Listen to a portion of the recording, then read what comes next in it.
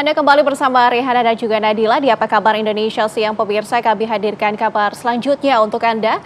Kasus pembunuhan terhadap seorang pemuda di Deli Serdang, Sumatera Utara pada April lalu mengungkap rencana jahat seorang kerabat. Hal itu disampaikan kuasa hukum keluarga korban yang melihat kasus ini berlatar belakang pencairan polis asuransi jiwa bernilai miliaran rupiah.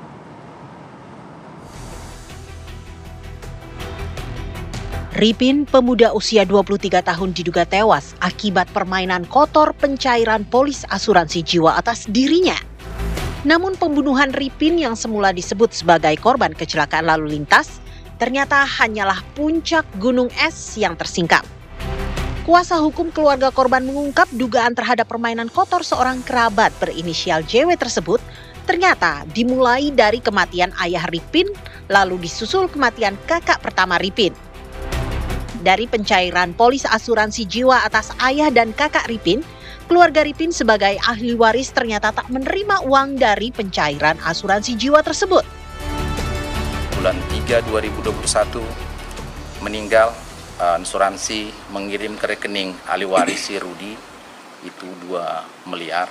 Kemudian uang yang 2 miliar itu semua dia tarik karena ATM daripada ahli waris, juga buku tabungan daripada ahli waris dipegang oleh terlapor, ya, dipegang oleh terlapor. Sampai sekarang posisi yang ketiga ini, korban ini ya diasuransikan, yang bayar juga beliau terlapor, gitu. Bapaknya juga yang sudah meninggal lebih dahulu yang saya maksud tadi, itu juga dapat asuransi, diasuransikan. Yang bayar juga beliau terlapor.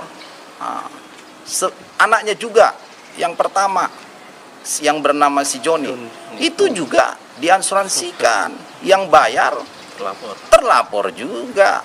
Demikian juga yang ini. Saya klaim asuransi itu, Bang.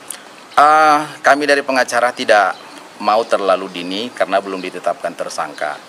Tapi yang jelasnya dari bukti-bukti yang ada, menurut hemat kami, ya bisa seperti itu. Kasus ini masih ditangani Polresta Deli Serdang. Mereka sudah memanggil sejumlah saksi. Kasus kematian Ripin alias Acien ini bermula dari kabar Ripin tewas ditabrak sebuah mobil pickup. Kabar itu disampaikan JW, bibi Ripin yang mengajak keponakannya itu menginap di kerabat lain mereka di Medan. Namun, Satlantas Polresta Deli Serdang yang menangani kasus kecelakaan tersebut menemukan beragam kejanggalan. Salah satunya adalah keterangan para saksi yang tidak sesuai dengan situasi di lokasi kejadian kecelakaan. Setelah menguat dugaan bahwa Ripin tewas akibat dibunuh, kasusnya ditangani Satreskrim Polresta Deli Serdang.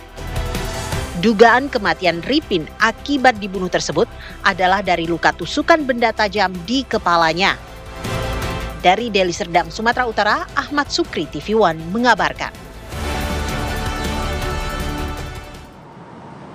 Sementara itu pemirsa, kuasa hukum JW yang merupakan bibi korban yang diduga membunuh keponakan dan keluarganya demi klaim asuransi miliaran rupiah membantah tudingan tersebut.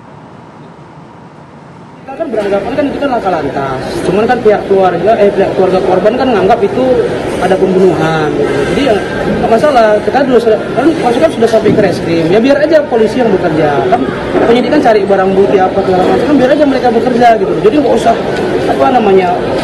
heboh-hebohkan masalah asuransi. Toh asuransi ini kan jelas nih, polisnya itu kan semua pernah memanfaatkan Rudi Irawan. Kan nggak mungkin ada orang bisa diasuransikan diam-diam tanpa dia tahu. Nah makanya saya bilang tadi, kalau mau informasi yang lebih valid masalah asuransi, tanya aja agennya kan bisa tahu betul nggak si Rudi Irawan tanda tangan pada saat polis kemarin, kan itu aja. Jadi kita sebenarnya di media itu yang berita-berita katanya terkait asuransi, bibi yang sengaja asuransikan diam-diam, itu saya sebenarnya nggak sesuai juga kan, karena faktanya kan ada tanda tangan dia ada gitu kan. Jadi itu aja, saya bisa sampaikan cuma itu aja sih sebenarnya. Ya ada lah, kalau arahan nggak ada. Justru kan kita tahu dari pihak asuransi ya, agennya itu si Rudi udah ngajukan klaim, nggak tahu itu klaim atau tidak ya, tapi dia udah ada ngajukan surat ke pihak asuransi. Sama siapa orangnya saya lupa. Satu lagi ada temannya cewek, satu lagi temannya si Rudi. Bahkan kita tahu dari pihak asuransi, ada salah satu polis itu yang si Ripin meninggal tanggal 27, justru premi dibayar tanggal 15 Mei. Jadi kita nggak ada ini kan, ini sebenarnya kan polisi udah mau mati semua Bang. Yang dari panen pun udah mau mati sebenarnya. 3 bulan kan kalau di polisi itu asuransi ya, 3 bulan nggak dibayar kan mati, tutup polis. Jadi kalau katanya bibinya ada suruh-suruh, ini ayo kita klaim, ngurus ya ada Bang. Bisa konfirmasi lah ke pihak agen asuransi masing-masing lah, tanya aja siapa yang udah ngajukan duluan. Kalau gini kan nggak mungkin. Gimana ceritanya Juwita bisa ngajukan klaim asuransi sementara pemegang penerima manfaatnya Rudi Irawan? Itu aja. Jadi makanya berita-berita yang beredar katanya tujuan utamanya itu apa ya? Asuransi itu nggak benar Bang. Saya rasa nggak benar ya, karena datanya kan memang punya Rudi Irawan. Sesuai dengan yang kesaksian yang disampaikan klien saya untuk pas diperiksa dan sesuai dengan BAP-nya itu kan mereka lagi mau pulang ke Perbaungan gitu. Di Perbaungan, lalu mereka berhenti karena si Ripin mau buang air kecil katanya. Terus keluar, tiba-tiba ada tabrakan, benturan. Bibinya keluar, lihat si Ripin sudah ditabrak, tapi tidak berarti ditabrak langsung masuk ke parit, tidak Bang. Itu ada beberapa momen yang mereka berusaha bantu, yang bibinya juga ada telepon pihak keluarga tolong bawa ambulan gitu loh. Kemudian karena nggak ada yang tahu, dia telepon TDS karena menganggap bahwa TDS punya ambulan. TDS datang pun agak lama. Nah, kondisinya TDS datang itu TDS lah yang angkat dari dalam. TDS ngangkat dari dalam parit itu, TDS sendiri yang bilang bahwa ini sudah meninggal. Jadi nggak ada isunya katanya bibinya, udah langsung bawa ke TDS, nggak usah bawa ke rumah sakit, itu nggak ada. Bahkan pihak TDS aja pun bilang, kan ditanya sama keluarga, kenapa nggak bawa ke rumah sakit ya? TDS pun udah bingung gitu loh, karena kondisi yang kayak begitu dia bingung, dia dibawa ke sana. TDS itu apa Bang? Taman Damai Sejahtera ya kalau nggak salah, semacam rumah sosial itu Bang, orang Tiongkok kan ada gitu. Berarti korban sempat hidup ya Bang? Masih hidup ya? Sesuai dengan BAP kita pun dia memang masih hidup. Makanya dia tidak tabrak, tidak langsung meninggal, masih hidup, masih bernyawa. Makanya bibinya itu berusaha telepon keluarga, berusaha cari minta tolong sama keluarga yang tahu ada ambulans supaya kirim karena kecelakaan. Sebelum TDS datang pun itu si Kelvin sudah video call sama si Rudi, ngasih tahu ini adiknya kecelakaan, video call Bang. Jadi video-video yang ada di beredar sekarang itu justru kan si Kelvin yang video kan. Itu aja. Jadi kalau itu katanya isunya ditabrak langsung masuk ke parit, itu nggak betul dan nggak langsung meninggal Pak. Bisa konfirmasi ke penyidik lah, BAP sesuai dengan BAP ya. BAP yang mereka itu bilangnya begitu. Mudah-mudahan kasus cepat selesai kan gitu. Jadi artinya biarkan aja lah polisi yang bekerja. Penyidik itu kan pasti kan bebannya kan juga berat gini kan, dituduh yang begini-begini segala macam, apalagi katanya masalahnya asuransi. Pemirsa, kita sudah dengarkan bersama pernyataan kuasa hukum kedua belah pihak dalam kasus kematian seorang pemuda yang juga merupakan seorang penjaga wihara di Deli Serdang, Sumatera Utara. Dan pemirsa, sebagai informasi juga kami sudah mencoba menghubungi kuasa hukum dari bibi korban, namun yang bersangkutan belum bisa hadir di dialog kali ini. Sehingga kami akan berdialog mengajak Anda untuk mendalami kasus ini dengan kuasa hukum keluarga korban, yakni Pipin alias Acin. Kita sudah bersama dengan Pak Mardi Sijabat. Ya baik, selamat siang Pak Mardi Sijabat. Ya, selamat siang Bu. Baik, Pak Mardi, tadi sama-sama juga kita sudah melihat kuasa hukum korban sudah memperlihatkan bukti bahwa Juwita ataupun bibi korban ini tidak ada campur tangan sama sekali Pak dalam pencairan maksud kami asuransi ayah dan juga kakak Ripin beberapa waktu lalu. Dari Bapak sendiri tanggapannya seperti apa Pak? Ya, terima kasih Bu. Ya, kalau dari bantahan-bantahan mereka itu kan hak mereka ya, hak terlapor. Tapi perlu digarisbawahi ya, bahwa secara fakta si Ripin itu korban tewas, si Ripin yang bawa itu pakai mobil mereka, mobil terlapor.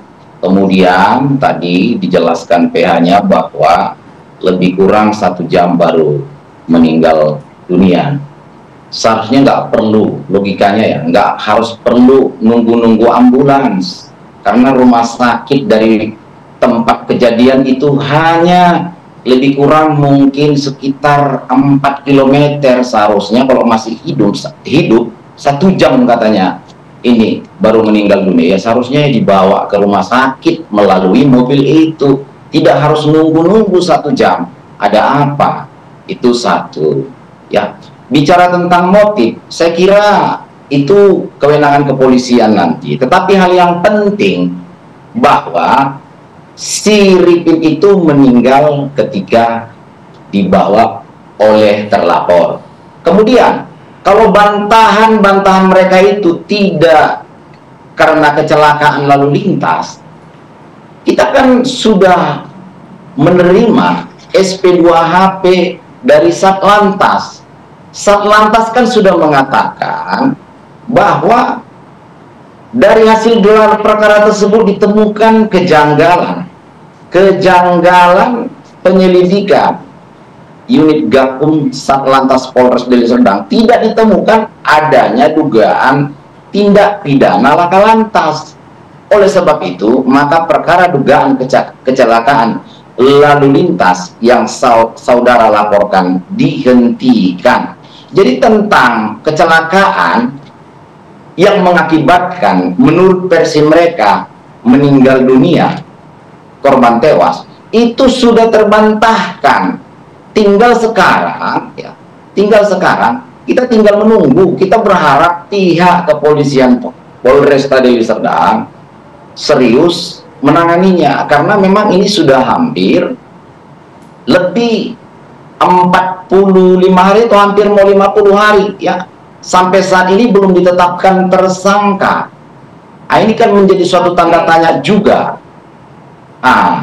Ini menjadi suatu tanda tanya juga. Jadi jelasnya siapa yang membunuh ini menjadi pertanyaan. Yang bawa dia. Kecelakaan lalu lintas sudah terbantahkan. Kalau gitu siapa yang membunuh? Bicara tentang pasal yang diduga itu sudah jelas dari pihak kepolisian sudah membuat pasal 340. Baik, Pak Mardi. Junto, ya. Ya, oke. Pak Mardi, terkait dengan asuransi ayah dan juga kakak dari Ripin ini, bagaimana proses mereka mendaftarkan ke asuransi? Apakah ini atas kemauan pribadi ataukah ada campur tangan dengan yang diduga tersangka ini? Kalau terkait dengan asuransi itu, kita kembali ke historis ya. Berdasarkan keterangan klien saya, ya, semua mereka diasuransikan oleh didiknya. Dan itu tidak pernah diusulkan mereka. Mereka itu kan orang yang tidak mampu. Diusulkan. Kalau kita tarik ke belakang mundur, tahun 2020, tewas ayah daripada yang korban tewas sekarang, si Ripin itu tewas mendapatkan asuransi 152 juta. Itu ada datanya sama kita, dikirim oleh asuransi melalui klien kita, buku tabungan klien kita. Kemudian itu dikirim kembali kepada terlapor atau JW. Kemudian selanjutnya 1 tahun lebih kurang, yang bernama Joni, anak daripada abangnya kandung terlapor, itu meninggal juga. Mengenai meninggalnya kita nggak tahu karena apa, tapi jelas dia mendapat asuransi juga 2 miliar. Dan yang mohonkan untuk buat buku tabungan baru adalah terlapor kepada klien saya ini sebagai ahli warisnya, Rudi. Baik. Kemudian setelah dimohonkan tolong buat sebelum meninggalnya si Joni itu, tolong buatkan buku tabungan yang baru untuk mencegah pajak. Sehingga Pak, tapi kan Rudi dengan polosnya, ya, Rudi dengan polosnya mengurus buku tabungan. Di mana kuasa hukum Juwita? Ya, Pak, kalau kita lihat ini kuasa hukum Juwita meyakini bahwa kliennya tidak terlibat pada pembunuhan yang dilakukan kepada korban, Pak. Apakah disebut juga bahwa Ripin ini memang tewas akibat kecelakaan? Faktanya ini seperti apa, Pak? Tadi kan sudah saya bantah kan, faktanya itu saya bantah berdasarkan keterangan Satlantas yang menyatakan bahwa itu bukan kecelakaan lalu lintas. Jadi kalau bukan kecelakaan lalu lintas, karena apa lagi? Karena kejanggalan-kejanggalan kan banyak sekali, gitu. Oke, Pak Mardi, Kalau kita lihat dari kasus ini yang sedang berjalan, ada pola kematian beruntun yang terjadi di dalam keluarga ini. Apakah dari tim kuasa hukum akan mendorong untuk penyelidikan kasus-kasus sebelumnya ini atau bagaimana? Ya, kita mendorong kepada pihak Polresta, karena kan awalnya ya dorongan itu mereka tanggapi. Awalnya itu kan pasal 338. Artinya pembunuhan yang karena spontanitas emosional. Tetapi sekarang itu kan sudah pasal 340 junto, pasal 338 junto, pasal 55. Nah, artinya pasal 55 itu lebih dari satu orang. Nah, terus 340 itu mengarah kepada pembunuhan berencana. Begitu, Bu. Jadi pihak Polres itu sudah melakukan ada 3 pasal itu, 340, 338, dan pasal 55. Itu, Bu. Baik, Pak Mardi, terima kasih banyak sudah berbincang bersama dengan kami di Apa Kabar Indonesia Siang, dan semoga kasus ini juga segera menemui titik terang. Terima kasih, Pak. Selamat kembali beraktivitas.